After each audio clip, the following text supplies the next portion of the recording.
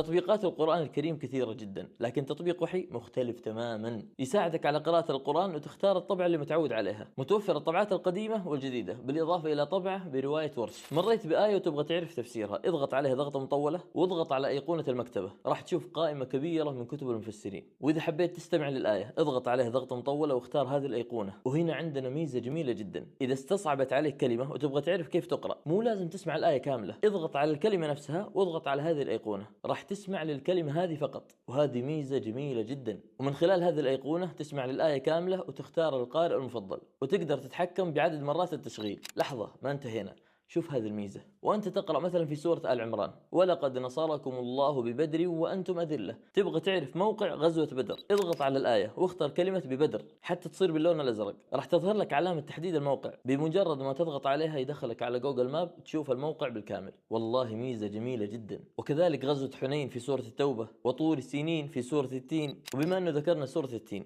تبغى تعرف شكل التين، اضغط على كلمة التين راح تشوف أيقونة صورة، اضغط عليها وتنفتح لك عدة صور بدقة عالية، وكذلك بتقنية الواقع المعزز 3D. وفي ميزة أعجبتني جدا، إذا حاب أنك تقرأ وردك من خلال الجوال أو الأيباد أو اللابتوب، افتح على الصفحة اللي تبغاها واختر هذه الأيقونة، راح تتحرك الصفحة معك للأعلى وتقدر تتحكم بسرعتها. اكتب في متجر التطبيقات وحي وحمل التطبيق، راح يضيف لك الكثير والكثير.